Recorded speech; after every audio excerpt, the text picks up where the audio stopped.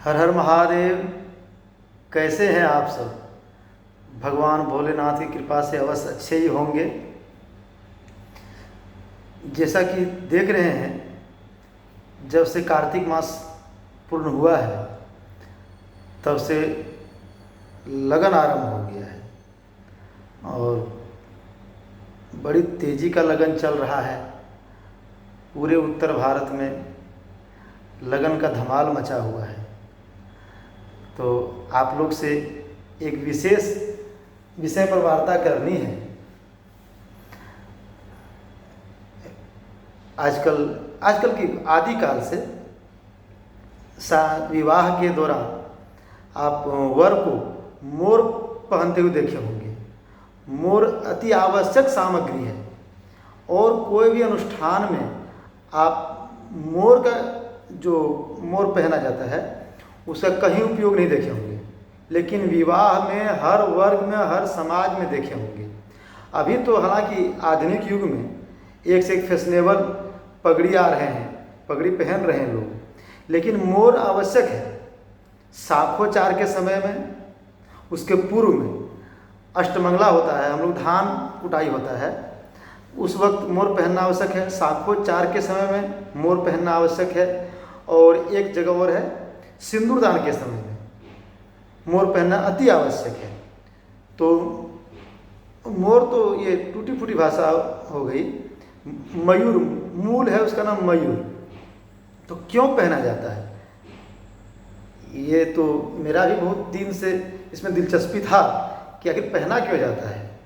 तो जो तलाशते तलाशते मुझे मिला है वह चीज़ मैं आप लोग से शेयर करना चाहता हूँ। उसको आप लोग सुने और अपना मंतव्य भी दें। तो ऐसा पाया गया कि मोर इसलिए लगाया जाता है, पहना जाता है कि पृथ्वी में जितने भी प्राणी हैं, जितने भी पशु पक्षी हैं, सारे पशु पक्षी में काम वासना, पुरुष स्त्री उसमें भी सब में होता है, सब में काम वासना होता है। लेकिन एक मोर पक्षी है, उसमें ही ऐसा पाया जाता है कि उसमें काम वासना नहीं होता है।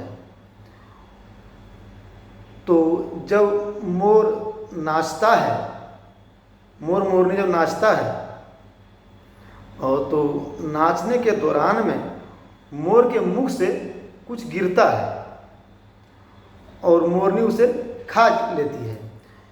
इसी से मोरनी गर्भवती हो जाती है। मोर में संसर्ग नहीं पाया जाता है, उसका स्खलित नहीं होता है, वो उद्वेलित करते हैं। तो उसी से प्रेरणा लेकर हमारे जितने भी देवी देवता हैं, जितने ईश्वर हैं, उसमें से भगवान कृष्ण जो हैं उनको ही सबसे अधिक पत्नियां हैं। 16,108 पत्नियां भगवान कृष्ण का है। फिर भी वो सांसारिक जीवन भी जिए हैं, वो द्वारिकाधीश भी थे। 16,108 पटरानियाँ भी थी उनकी, 80 पुत्र भी थे उनका। फिर भी वो काम वासना में लिप्त कभी नहीं रहते हैं। वो गृहस्थाश्रम भी जिए हैं, लेकिन काम वासना में कभी लिप्त नहीं रहे हैं। तो इसीलिए उनका ही मुकुट में आप मोर पंख हमेशा देखते होंगे, और कोई देव देवता के मस्तक पर मोर का पंख नहीं देखते होंगे। तो मुकुट में, किरीट में, जो भी कह लीजिए, मोर पंख पाया जाता है। तो भगवान कृष्ण मोर पंख को धारण करके उन्होंने ये साबित किया है कि गृहस्थाश्रम भी जिया जा सकता है और उसमें भी काम वासना से दूर रहा जा सकता है, सारे पुरुषार्थ किए जा सकते हैं। तो उसी से हम मानव जीवन जितने लोग हैं उन्हीं से प्रेरणा लेते हैं कि इतना दिन तक तो जो युवा है, जो लड़के होते हैं, वो तो कुंवारे थे। अब जो है आज से वह सांसारिक गृहस्थाश्रम में प्रवेश कर रहे हैं। तो उनको ये याद रखने के लिए, या एक प्रतिज्ञा कह लीजिए, प्रतिज्ञा के तौर पर कि मैं आज से गृहस्थाश्रम में प्रवेश कर रहा हूँ, मैं युवा हूँ, लेकिन मैं गृहस्थाश्रम को भली भांति चलाऊँगा, पुरुषार्थ भी करूँगा, लेकिन काम वासना में लीन नहीं रहूँगा।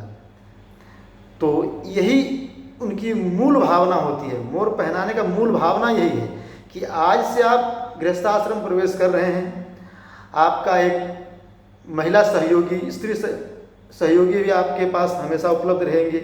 आपको दोनों मिल के संसार को चलाना है, इस संरचना को में सहयोग देना है। आपको पुरुषार्थ भी करना है, दान भी करना है, पुण्य भी करना है, सब करना है। और ये भी याद रखना कि हम काम वासना में लीन ना हो जाए, इसलिए याद रखने के लिए मोर पहनाया जाता है। इसका यही मतलब है। तो इसीलिए आप शादी विवाह में देखे होंगे आजकल फैशनेबल मुकुट आ रहा है, किरीट कह लीजिए, पगड़ी कह लीजिए, लेकिन फिर भी पंडित जी देखते होंगे कि नहीं, साखोचार हो रहा है, अष्टमंगला हो रहा है तो मुकुट मोर पहनाओ, साखोचार हो रहा है तो मोर पहनाओ, कन्या सिंदूर दान के लिए जा रहे हो तो मोर पहनाओ। तो इसका यही मतलब है।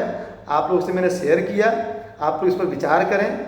मैं अगर गलत हूँ, मेरा भाषा में मेरा समझ में त्रुटि हो तो उसे आप लोग शुद्ध कर दें, करेक्ट कर दें। ये आप लोग से विनती है। हर हर महादेव। फिर मिलेंगे किसी विषय पर